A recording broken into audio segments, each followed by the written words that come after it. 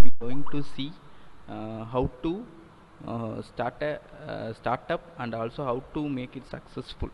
So I think if you having any idea of going to start a startup, and if you are already running a startup, means you will get some idea. So let's start.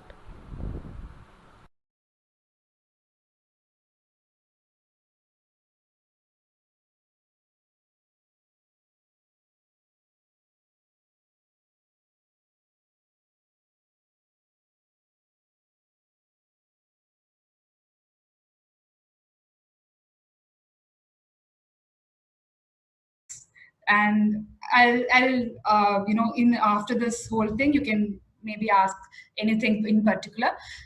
So unlike any other webinars, it's not going to be any pointers, or I'm not going to tell you like principles of anything. I'm going to tell you what happened in my life. I'll share a few of my personal things that happened in my journey, and maybe you'll learn from them. So primarily, these are the three organizations that I'm going to use as the main milestones in my journey, life's journey, in order to explain the 10 hacks that I have in order to realize your potential, reach whatever goal you have, and utilize all opportunities that are around you. So, quickly, I'll tell you how I reached these firms. I am an engineering graduate. I was working as a software engineer. After that, I did my MBA. And like every other MBA graduate, I had aspired to be in some of the big names in the industry. And with some luck and with other things which are going to be mentioned in the hacks, I reached the dream company, Amazon. So it was a dream company for me. Like I've been dreaming from about when I was in my software engineering time. And then later, when I moved into service operations after my MBA, I finally landed my job in Amazon. Then after, like during my stint with Amazon, something called Kectel Leadership Program happened. That's the second milestone in my life. Kectel is a leadership program that happens in Atlanta, USA. More about that later, but I'll give you a brief idea of Kectel so that you will understand whenever I'm referencing to this organization. There are many, many leadership programs that are happening around us internationally, online, even in India, even in your locality maybe, but we don't come to know.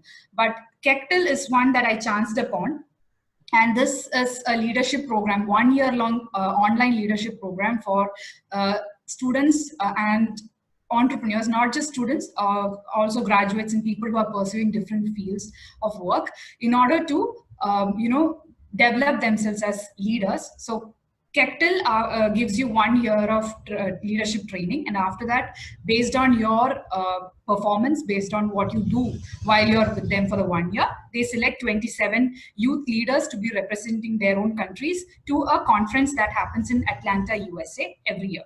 So I was one of the 27 participants to be selected in 2018. And in 2019, I got to be there in Atlanta, USA for the conference. And then the next milestone happened. I left my job at Amazon. And after all these experiences, I figured out that my calling is into entrepreneurship. And now I've co founded my own startup called Avasar Shala. That's the brief about the few milestones that I'm going to share with you while we go through the rest of the presentation. So first hack, like the first hack is discovering your interest. Discovering your interest is a very long process. It keeps changing every day, maybe. For some people, you know what is your innate skills. For some people, you particularly don't have any calling or passion. I am one of the people who are like, I can call myself jack of all trades. Like I am talented in a few things that I know, but also I'm not too passionate, or I don't have that one particular stream that I'm like too much talented in. So I am the average person. I know a few people who are very good at sports, like they have very good, like they are talented in volleyball and they are pursuing that. I'm not that kind of person. Like I never had anything that I was super, super good at, but I know I had a skill to understand what are my uh, talents and how I can get an edge over others. So this is the point that I have to mention when it comes to discovering interest. While you're in your school, while you're in your college, or even while you're at your job, you have to figure out what are the qualities, what are the different unique things in yourself that is different from others. Everyone's individual. Like you are too different from any other person in the same room.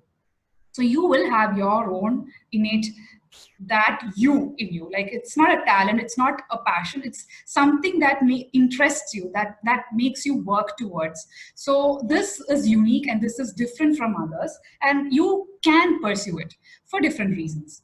So this is what I have to tell about what I mean. Like my interest is speaking, and I started out as a simple comparer, like a mic MC when it was in my schools and colleges. So the first two pictures are from my school and college. I used to always be the person who handles the mic in the school. One unique thing about this is everybody is afraid to go up on stage. Like given a chance, nobody goes on stage, right? I mean, I'm not too sure about this, but if somebody just randomly asks you to go up on stage and say something, the average people are like frightened to go up on stage. They'll be like, no, no, no, I can't face the crowd. Facing a crowd is not a talent. It has its own way of handling it. You know, you can phase out. Like you really don't have to look at the audience or anything. So you can be confident. So it's not a talent, but it's more about, I found out that I am good at it. So from my school age, I've been trying to be up on stage because nobody else takes up that role. So it's always available. And after a few talks, people started coming to me saying that, hey, we have a program going on, nobody is anywhere ready to go up on stage, why don't you go and do it? So I don't know, that happened just like that. And I used to be the person who gives vote of thanks and welcome speeches and all that. One thing led to the other. And then when I reached my college, I started giving good presentations because I already had a background of being good when it comes to wielding the mic. So when I had to do my MBA presentations, when I had to go up on stage and do it, I was not frightened. So people realized that I was good at this. And then whenever there was some talk that was happening in the college, I used to be the person who either introduces the speaker or be the one of the panelists. And one thing led to the other, and I started getting some professional assignments. Like that's the middle picture. That was a fashion show that happened in my university. I really didn't have anything to do with fashion, but because there was nobody to wield the mic, I got to be on stage. That's the calling. Maybe you will not identify well with this, but there will be something that you are okay to do. Pursue that and find out if it is not an overcrowded field. Like cricket is an overcrowded field. I mean, if you are too good at it, if you are like Virat Kohli or someone, it makes sense to pursue cricket. But when it comes to overcrowded fields, there are so many people that are good at it, and you probably would be just lost in the crowd. So try to find some particular thing that nobody is ready to take up. Take it up, be good at it, and be consistently good at it. So I mean, like you will be the natural choice for it after a while. And thankfully, my non-fear of stage has helped me be up on stage for a program called TGIF. I got to be a speaker there.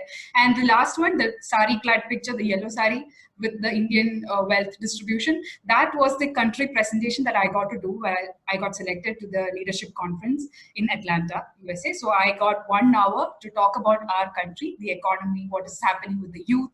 I mean, I was representing the country, right? So all these things while I did in my school, which seemed like petty, like emceeing, taking the stage for a vote of thanks, all this would seem very small and menial, but it added on. And when I really had a chance to represent my country, go up there on the stage and speak about Indian economics and all those kind of things, I really did not have to fear about facing the crowd because I was already doing it. It's not about going up on the stage, guys. I'm saying that whenever you do something, find your mode. Find that thing that nobody else is interested to do. Be good at it and pursue that. It will come of value sometime later. So that's about discovering your interest. Next is consistency. As I said, you have to be consistent. You find out your interest and then don't forget about it later. It has to be a consistent journey. You have to keep on trying, failing, do it again and again and again. And I'll show you, this is the end result of a consistency that I had shown in pursuing leadership programs. So about Kektil, how it happened is, while I was doing my MBA, I knew that a few companies like Amazon, DHL were coming for placements in my college soon. Like I was in my final year. I realized that I had to stand out from the rest of the crowd because everybody was doing MBA. Half of my batchmate was from engineering background. Most of them had, work experience, more number of years in experience than me. Why would Amazon take me? I mean, why?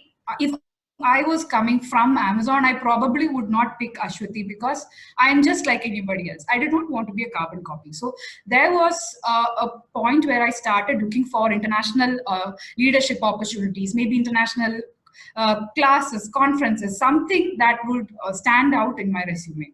So this is my way of finding out things, guys. I mean, like I find out what makes me different from everybody else. And then Kektil happened. Kektil was also a new leadership program. They were also looking for good participants, and I applied. I was working with a local self-governance body that was concentrating in women empowerment, and this was added in my application. They liked it, and they took me. And I, consistently worked in all the assignments and all the modules that they were giving me for one whole year. As I said, it was a year-long online leadership program, and finally, I got to be at the conference. But while I did my interview with Amazon, I was the only person from the whole university with an international tag in my resume. 181 people, I was one of the only person to be selected from the whole 181 applicants from my university. So that, I mean, I owe it to Kektil because, I mean, that's the only thing that made me stand out, if I can really look at what happened that day. And look at it. I mean, I got featured at Deccan Chronicles. 6 newspapers featured my news. I was a special kid suddenly. So yeah, that's what I mean. You never know when an opportunity comes knocking, but you have to be prepared. And when I speak about consistency, this is my story. Like if you would see, there are almost 84 such leadership programs and entrepreneurship programs for young leaders and all that going on. And I kept applying. Like the Kektil was not my first application, Edwin. It was one of the applications, one of the 84 applications that I did in that few 6 months. I used to keep track of it like this, like red colors for those which rejected me, white for those with uncertainty, yellow with, I had to hear back from them, pink where I'm still having a chance, but those kind of things. And you can see the number of greens there, right? I mean, some of them are not even of good value, but then I kept applying, and whenever I get it, I'm happy about it. So this is what I have to show when it comes to consistency. You don't have to be, sad when you fail, because if I had stopped at the number 1, 2, 3, 4 or something, probably I wouldn't have reached it, Captain. So this is my story when it comes to consistency. Next is learning. Learning is a very long process. It doesn't have to be from, any textbook or any online module. You don't have to go to YouTube and Google how to, or like go to Google and say how to be successful, how to realize your potential. You can't do that. Learning is something that you do from your own story, your own experiences and experience of others. Always find out somebody else who had gone through your life story. The same life story, I mean. So again, I'll come back to Amazon because many of us move in and out of the corporate world. Some days you think that even if you're an entrepreneur, maybe you failed at your venture, you want to go back into corporate life. Again, you're going to face the interview panel. So this would be something that you can take away for that period of time if it happens. So while I was giving my interview at Amazon, I found out a few people from my own university who got placed at Amazon earlier, before me, not in my batch. I had a call with them. I asked them exactly what did they do for preparations. And what they told me was companies like Amazon, they really don't look at what you did in your college. They look at what you do outside your college. And especially, they look at what is your understanding about their work culture. Because they're always looking for somebody with whom they can share their snack time with. There is the saying, when you are giving an interview, you have to understand that the interviewer is looking for someone to share their beer with. You don't have to drink beer. But what I'm saying is, they're looking for a friend. Like you're a potential colleague. You're going to be somebody with whom they're probably going to spend so many of their hours with, and you better be good for them to select you. So when you're going for an interview, or even if you're applying for any leadership programs, reach out to people who had already been through this, and then ask their journey and ask their hacks of getting into this.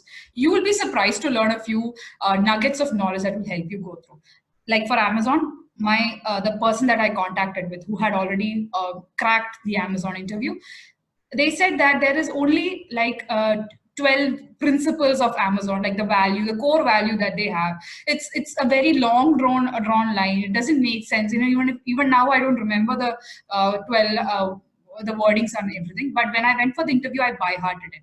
And they said that whenever I'm giving an answer, I have to modulate my answer so that it fits into any of these principles that Amazon has. And they call it core value. It's not a mission statement or anything. They have a separate 12 values that each company would have. So like for Amazon, it is very important. And if you modulate your answers to match with any of these values, you stand a very clear chance of getting into Amazon. So this and my resume with an international tag in it, it helped. And I'm very sure that none of my the people who are giving interviews with me, I don't think anybody had taken the pain of going into their website and by hearting their values. They probably would have gone to the textbooks and learned all the principles of service operations and SLA and all those kind of theoretical things. I was not good at it, so I never actually went and by hearted all those things. But I did by heart the 12 core values, because that came in handy, and I cracked the interview, right? I mean, like, so when I'm saying this is out of my own experience. So learning is important. Learn from people who are already been there, done that kind of people. So when you're giving an application to any leadership programs, or maybe for a scholarship into a university, try going into LinkedIn, search for people who are already alumnus or cohort members. Talk to them, reach out to them, learn from them. If you ask them, like, what have you done to crack this interview, they'll be more than happy to share. Like, if somebody had asked me about these things, see, I'm giving you 10 points, hacks to realize your potential and all that, I'm more than happy to share my story. So are all other people. They are really happy to talk about how they cracked a few things, because they're proud of it. So you can always learn from others. Yeah, so this is my, and I was in Amazon. So the other one was the interview, the mock interview that we had just before Amazon, because I couldn't take the picture of Amazon. But what I wanted to say was, this is the process that I had gone through while I went for the interview at Amazon. And you needn't probably take in literally anything from here. But what I'm saying is, essence of it, reach out to people who had already been through this journey, and fail. Fail. You have to fail. You should not be frightened of failing, because only if you fail, you know where you went wrong. If you don't go wrong in anything, you really are not going to learn anything, right? So fail a lot, because that's going to help you succeed some other day. And I don't have a picture for failure, because none of us celebrate failure, right? We never take a picture. We never go and click a picture of, yeah, I failed this interview, let me click a picture of this day. None of us do that. Have you noticed in social media, we always share our success stories, we always share our milestones, but we never talk about failures. And the change came in when we started having talk series of failed entrepreneurs, because you learn a lot from them. Whatever they failed in, you really don't have to do that again. So that was a good change. That's when people started talking about their failures with lots of confidence. So what I'm saying is, while you network, while you talk to new people, try to make them talk about their failures, because you will learn a lot from that. And especially, don't be frightened to embrace your own failures, because only then you will move on to the next thing. If you succeed in three things, like for example, you succeed in 3 consecutive things, I'm pretty sure you're going to stop trying. You will not go ahead and try the 4th thing, because you're like, I am better than everybody else, I don't have to try again. So fail. Only if you fail on your 3rd chance, you succeed twice and you fail on the 3rd, you will be frightened. You will start making yourself better. So fail. Next is keep templates. So as I said, there will be some things that works for you. Like maybe it's the interview, the Amazon interview that I gave that worked for me, right? So I noted down things that work for me. Tomorrow, if I'm going for any interview again, I'll be utilizing these things that I used in order to make that interview better. So I'll give you another example of keeping templates. So this is a standard application that you should give while you're either applying for an incubator, be it for any leadership programs. I'm talking as an entrepreneur here, okay? You have to keep applying for a few grants for your company. There will be so many things that you will be applying for every single day if you are going into it, I'm saying. Then you can keep a template of these things and mark which worked and mark which did not work. Because you should not be reusing the content of those which did not make through. You know, for any reason, if the application did not make through, don't use that template again. But if, for example, for me, Digital Grassroots, I was the Indian ambassador for internet governance. Like that's a program called Digital Grassroots. It worked for me. So that mini bio, the questions that I had answered, most of the leadership programs utilize the same set of questions. You can take it, tweak it a little bit, update it, and then post it there, saving lots of your time. Like as you saw, I applied for 84 applications. Do you think that I sat through like 3 or 4 hours for each of the application? No, I did not. First few I did, did almost 4 to 5 hours of perfection and all that. Then I reused whatever I had. So keep templates, make a Google Drive. That's what I do. In Google Drive, keep a doc, keep it there and reuse it whenever possible so that you save a lot of time, and mark which worked so that you reuse only good application content. And this can be used for your scholarships. This can be used while you're applying for a job, because anybody who had applied for a job, you have to answer a few questions, right? The preliminary questions that the HR had given for everybody for the first screening. So all these can be, put into your template. And if you're an entrepreneur, obviously you're applying every single day for something or the other, you can reuse it. You don't really have to keep doing the same thing from scratch. Don't do that. And again, videos. Make a lot of videos of yourself and your company. If you're an entrepreneur, you really have to, the 1 minute pitch, 2 minute pitch, it differs, right? So create videos that fit into those criteria, because nobody will ask you to put a 10-minute video. So you don't have to be prepared with that. The standard ones are 1 minute video, 1.5, 2. So create some things that, that are template videos, you can reuse it. And maybe if there's something more that they have asked, you put on the same dress, you take the rest of the video and just join it. So you're saving a lot of your time. Try new things. Trying new things is like, it's a very tricky topic. Like, I mean, it happens. Some things just come in and maybe you are too frightened to try it and you let it go. Sometimes nothing new happens. You will have to go seeking for new things. I'm not categorizing anything as new. I mean, like, I'm just sharing some things that happened as new things for me, which I probably wouldn't have tried, but I tried and I'm happy that I did. So yeah, I did adventure sports, the climbing, and then you can see the first picture that I'm not a person who's physically well built and strong. So I had really passed it. And then some of my friends, they pushed me and I finally did it. And our team was one of the people who performed well, because, I pushed my boundaries. That's all. I mean, I am frightened of physical activity, so that's why I put it over there, because I pushed that boundary. Maybe you are frightened of going up on stage. Go up on stage, fail. That's okay. But then you'll know what you are. You have to improve later. But if you try new things, your life will be interesting. And when I went to Kettle, I made new friends. Like, we tried dancing to an African tune. These people taught me. They're from South Africa. Then that's ladies from Kenya. So they all taught us how to do their dance. We all joined in, and that was a good experience. And I made new friends. So all this happened while I went to Kettle. And the last one, she is princess of a country called Lesotho. So if anybody has seen that movie Wakanda, and the whole, you will find it familiar. So that's the shawl is from Lesotho, and she's the princess of the country. So so try new things, meet new people, make new friends, and don't think that you will not be able to talk to a new person when you meet them. You will be surprised about how much you will bond, because until 2018 I never knew about the world outside India. I had a lot of friends from, I'm a South Indian, so I had friends from North, and I thought, wow, I have lots of friends from North.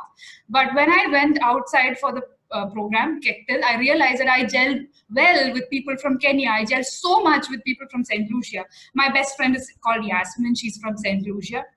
I really wouldn't have met her if I hadn't gone for this conference. But I went there, and if I had sat there without talking to anybody, probably I wouldn't have got such a close friend from her. So try new things. Even making new friendships and starting new conversations can be categorized as trying new things. Find your tribe. Networking is very, very, very important. Even if you're in school, if you're in college, working in a corporate, and especially if you're an entrepreneur, networking right is absolutely necessary. And finding your tribe means the people who have similar interests with you. Like for me, I'm applying for all these leadership programs. Now I know a lot of people who are already applying just like me. So I share the content that I have, like the kind of applications that I put, or some of the leadership programs that I find, I share it with them. They share it with me. That's more important. You give and you also get, right? So that's why you need a network and your own tribe. If you're a dancer and if all of your friends are from football and basketball, you're probably not networking right. They're good as friends, but you will not learn or you will not have an exchange with people who are not in your tribe. So go out and find new dancers. If you are a Kathak dancer, you'd network with somebody who's in Kathakali, like, or maybe who's a Mohiniyattam expert. Probably they'll have a lot of things to teach you. That is good networking. That's what I'm saying. Your tribe are dancers. I'm not saying you have to go with only Kathak dancers because that's restricting yourself. Go with the super set, the whole set of dancers, not with a sports person. I mean, you can be friends, but you shouldn't be identifying them as your tribe when it comes to proper professional networking. Yeah, so I found my tribe there, and these are all people who had been there at the leadership conference. I have a thing for finding out new leadership things that are happening internationally. These are all people from respective countries, from Kenya, Nigeria, South Africa. Then there's another person from India, and I made good friends with Pakistanis. I mean, like, we are all having a feeling that we probably wouldn't gel well with people from Pakistan. But I was really surprised that I made cool friends with 3 Pakistanis who came from for the conference. And I'm not being racist or anything here, but it was just, I mean, I broke my own belief about me. So it was a good experience. So I found my tribe. So these are people from different parts of the world, but we are all having the same interest about going to leadership conferences. So we keep sharing whatever we find. Whenever I get something from India, some fellowship, I send it to them because they're also interested to come to India, right? So that exchange happens if you find your tribe. The last picture is Global Shapers Community in Trivandrum. I'm not sure if you guys know about this, but World Economic Forum has city level hubs everywhere. So they start hubs in, I think even Coimbatore has a Global Shapers community. Kerala has 2, one in Cochin, one in Trivandrum. So all these people are people with like similar interests. None of them are in the same field as I am. One is into public work, one is a singer. She's also into movies. And Hamza, he's from Yemen, and he's somebody who's working on environmental projects. So this is actually my tribe when it comes to Global Shapers, because we are all interested in something similar. Our calling is the same. There are volunteering networks like Head Start, MAD, Make a Difference. They can all form your tribe because they all have the same interests that you share. Find mentors. This is important. When I said you have to learn from people who are already gone through this path, that is also something that's related to this point. Finding a mentor is very important because they will have a selfless way of helping you. They probably would have seen, they will have lots of lessons from their own life, from other people who had gone through our journey, and they don't have any, you have to find mentors who don't have any vested interest in getting involved with your professional or personal life. Mentors are people who would show your path. If you go wrong, they'll tell you where you have gone wrong. They'll be more critical about your successes, and you don't get carried away with anything that you're doing. So find your mentor. And my life changed after I met my mentor. So these are my mentors. So here I have to mention Sandeep, that's my co-founder, and my husband. He is the first mentor, the proper mentor that I got. While I was doing my engineering or my MBA, I never had any, fixed goal in my mind. He is the person who showed me that world exists outside whatever I have been doing. So he is the first and the only proper mentor that I would cherish. So that's Sandeep. And then we have Bian Lee. Like me and Sandeep, when we started doing our firm, we had our first mentor in Bian Lee. She's still helping us here and there. She's from California. She helps startups. We met her at a talk. We had the courage to go and talk to the speaker after the talk. And then finally we met for dinner, and then that just happened. And she's our mentor now. She helps us a lot. And you can see Eben there. Eben is also our mentor when it comes to startups and the entrepreneurship hub. He's a very selfless guy. Almost some of you would know him very well. So he is also one of the mentors that we actually, hold close when it comes to our entrepreneurship journey. So find your mentor. It is very important. It's more important than any of the hacks that I had mentioned earlier. Create your story. When it comes to your story, that's it. Everybody wants to listen to a story, right? The reason why I've been showing you pictures about my life, telling about the journey that I had, is because I want to catch your interest. I don't have to go and say, okay, 10 points I'm going to tell you, and you probably wouldn't have listened past the third or fourth point. If you have been listening, it's because of the story that I've been sharing, the pictures that I've been showing. You don't really have to walk around with pictures, but when you're talking to people, try to build a story around whatever you're doing. You will notice this with every interesting people that you find, and you will notice that any uninteresting people lack this fact. They don't share stories, they try to talk facts with you, they try to talk numbers with you. Human beings, though we say numbers are important, human beings don't think in terms of number, they think in terms of stories. So when I went to Amazon's interview, I was also in the placement cell, and the first interviewer I saw, he asked me, why are you applying for, I was into service operations in Amazon, why are you applying as a manager in service operations? And I said, I like to talk to people. Then he said, okay, what are you doing in placement cell right now? I said, I talk to companies, I talk to them and ask them to come over to my campus for interviews.